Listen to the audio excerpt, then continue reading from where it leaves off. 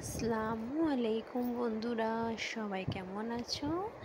আশা করি সবাই ভালো আছো। আজকে আমি পটল আলুর তরকারি রান্না করব, ঝোল ঝোল। তো আমি প্রথমে আমার কুকারটা গরম হয়ে গেছিলো, আমি কুকারে রান্না করছি যেহেতু, তো আমি সরিষার তেল নিয়ে নিয়েছি।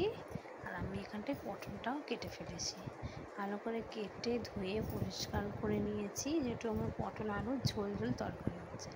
তো আমি এখানে রসুন নিয়েছি, পেঁয়াজ নিয়েছি, জিরে নিয়েছি, গোলমরিচ নিয়েছি, ধনে নিয়েছি, আর এখানটায় সর্ষে নিয়েছি।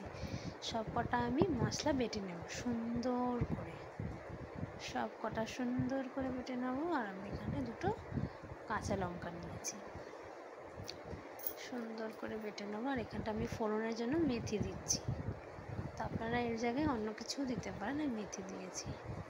তো দেখুন আমার ফোড়নটা ভাজা ভাজা হয়ে গেছে। তো আমি এখানটায় সব মশলা মিক্স হয়ে গেছে, আমি এখানটায় অ্যাড করে দিলাম একে একে।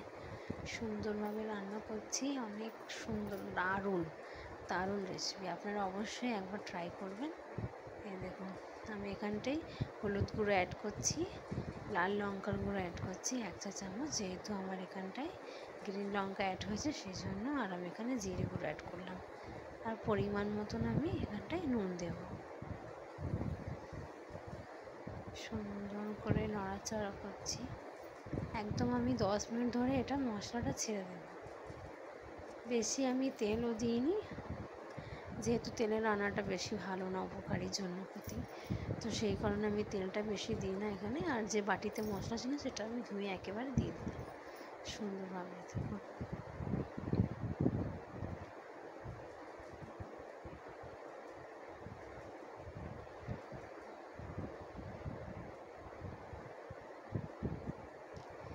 তো আমার এখানটায় মশলা কষা হচ্ছে ভালোভাবেই, 10 মিনিট ধরে নাড়াচাড়া করার পর আমি এখানটায় পটলটা অ্যাড করে ফেলবো। পটল আর আলু একসঙ্গেই দিয়ে দেবো। এই দেখুন একে একে সব দিয়ে দিচ্ছি, খুবই ইজি রান্না। আশা করি সবাইকে আমার রেসিপিটা খুব ভালো লাগবে। আমাকে চ্যানেলে অবশ্যই আমাকে লাইক শেয়ার সাবস্ক্রাইব করবেন, আর আমার চ্যানেলে কমেন্টও জানাবেন কে কে আমার রেসিপি ট্রাই করেন। আরও নতুন নতুন ভিডিও নিয়ে আসবো তোমাদের জন্য।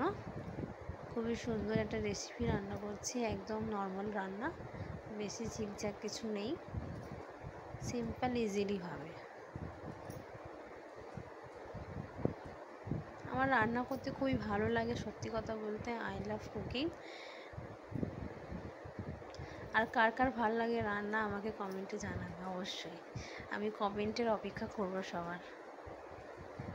দেখুন আমি সব আলু আর পটল দিয়ে দিয়েছি একে একে, তো আমি এখানটায় মিক্স করে নিচ্ছি সুন্দরভাবে।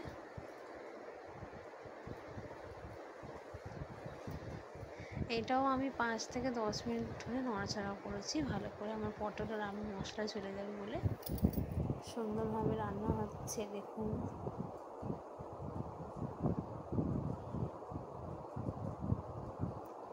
জলটা দিয়ে দিলাম, অনেকক্ষণ ধরে নড়াচড়া করেছি, জলটা দিয়ে দিলাম। আর একটু অল্প মতো জল দেবো, কুকারে ঢাকনা লাগিয়ে দেবো। বেশিক্ষণ না, সিটি 2 থেকে 3 সিটি ব্যাস, আর বেশি সিটি দেওয়া যাবে না। আশা করি সবাইকে আমার এই ভিডিওটা খুব ভালো লেগেছে, অসংখ্য ধন্যবাদ জানাচ্ছি সবাইকে। এই দেখুন কুকারের সিটিটা খুললাম, তো আমার পটল আর আলুটা গলে গিয়েছে। মাশাআল্লাহ, রেসিপি খুবই সুন্দর হয়েছে।